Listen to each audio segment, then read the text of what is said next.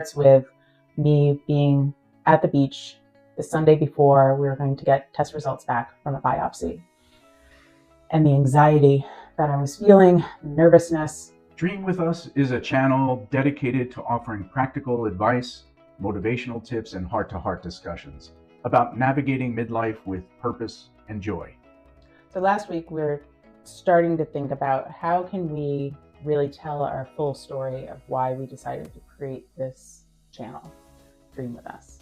And it starts with me being at the beach the Sunday before we were going to get test results back from a biopsy, and the anxiety that I was feeling, nervousness, and I tend to use humor as a form of deflection when I'm feeling very anxious about big moments like that.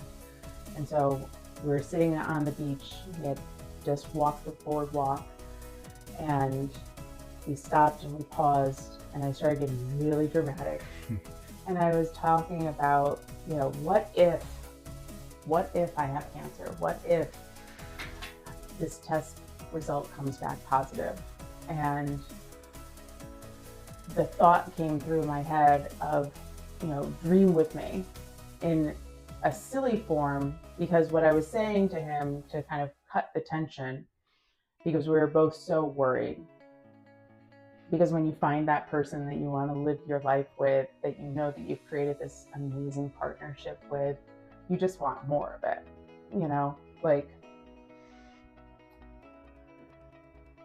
Yeah.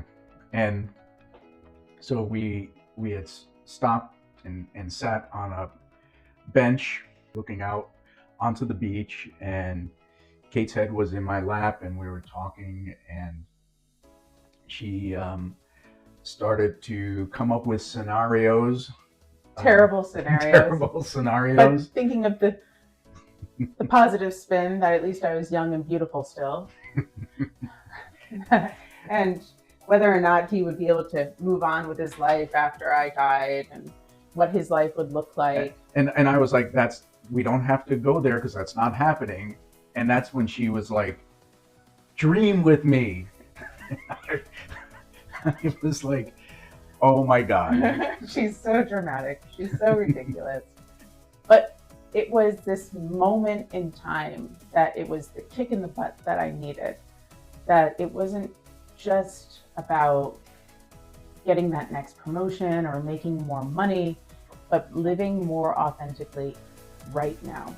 And that to capture these conversations together, no matter what happens, we know that loss is a part of all of our experiences. And one of the things I regret after my dad passed is that I didn't have more videos. And in the last month and a half of creating these videos, I'm able to look at the way we look at each other, the way we talk to one another. Because when you're sitting and you're having conversations, you may not recognize how your partner admires you or loves you or thinks about you. And, sure, I would love for us to build a huge community, get monetized, have all this. But the reality is that we are capturing something real and authentic between the two of us. We are exploring deeper conversations than we ever had before. We are setting time out in our week to create something that we are proud of and we believe is beautiful, and we know that will grow in an authentic and organic way.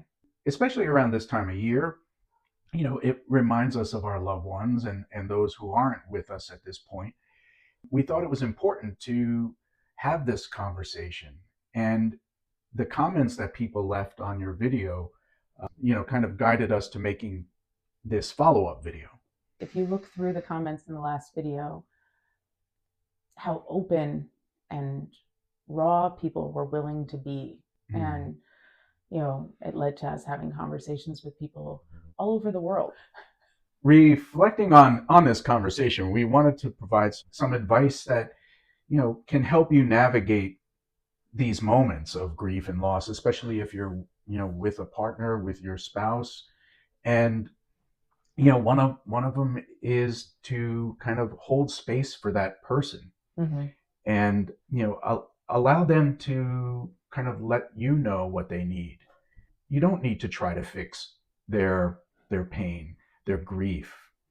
And that can be really hard for people because when you see somebody in pain or upset or crying or just not themselves, we can sometimes forget that maybe what's happening is grief.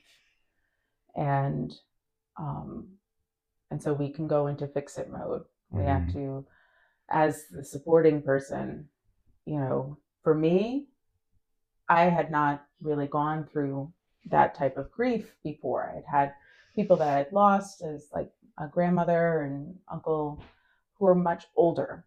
But with you, you lost your dad around Father's Day. And Mm-hmm. so I recognized over the years between the two of us that there would be that time period around June that you would get a little bit more distant or a little bit more reflective, Yeah. and just to be holding space in those moments allowed me to just understand, like, okay, I'm aware of this time period, going back into remembering those dates, remembering that certain time period might trigger Mm-hmm. those emotions. And it's okay to have those emotions. Like Joe was saying, his dad has been gone for 30 years. That doesn't go away. Right. Right. And you may not know in those moments that you're grieving years later. Sometimes it creeps up on you, and you're not quite sure what's going on. Um, it's okay to be reflective and to take the time you need to kind of understand what you're feeling. If we remind ourselves that grief is an expression of love and that we need to feel love to move through that pain. One other thing that I think is so important while grieving as an individual is to look for signs that make you feel connected and loved. And when my dad was sick, he had decided to start growing morning glories from seed. And every day he would water those seeds around his trellis. And he would remind us to pay attention to it, don't step on them, don't go near them. And he would water them every day. And every day they grew a little bit more and they reached higher and higher.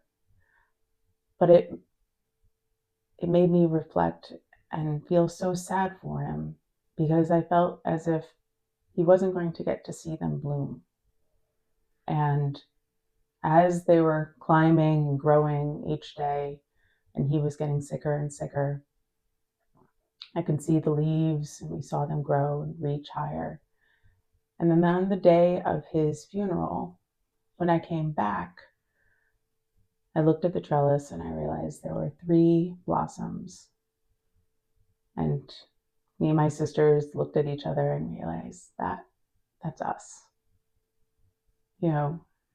And so every year, me and my sisters plant morning glories.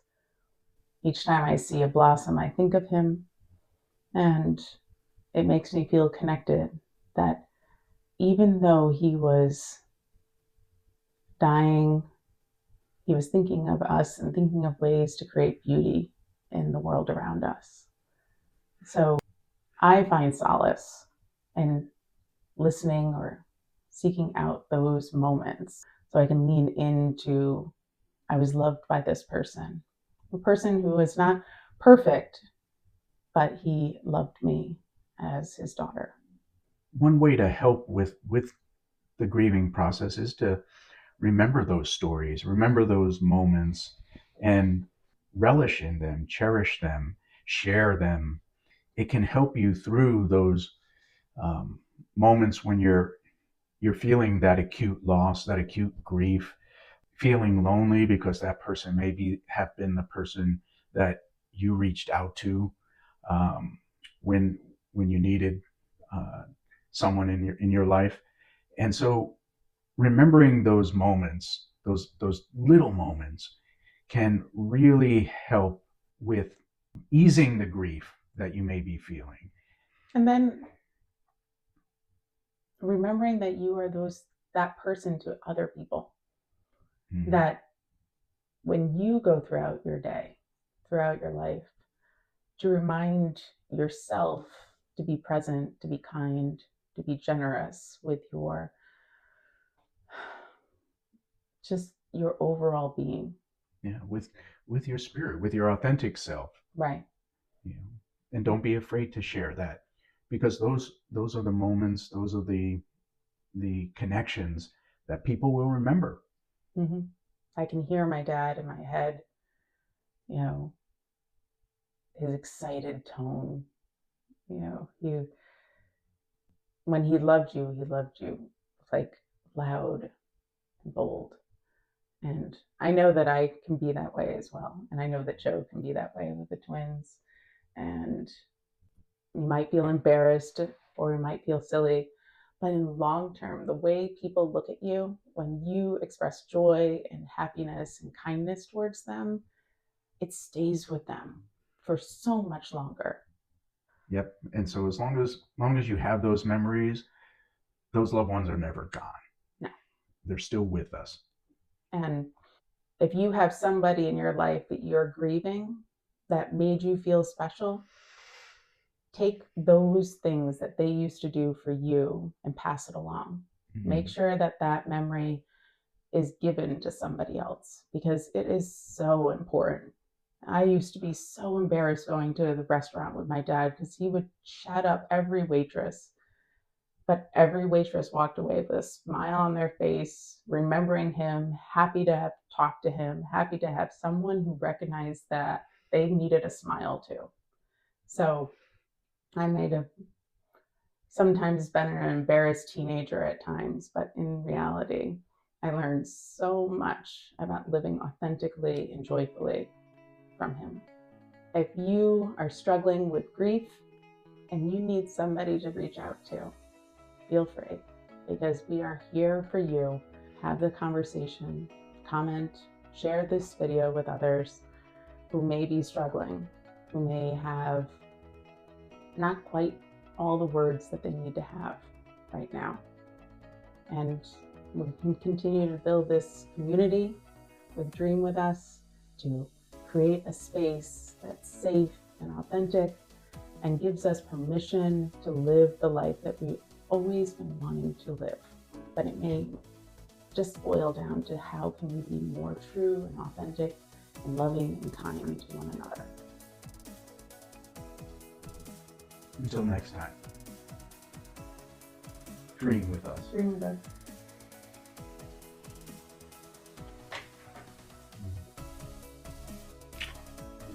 If this video resonated with you, share it with someone you care about.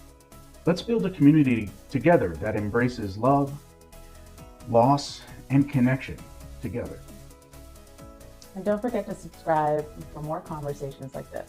We're so glad that you're here with us.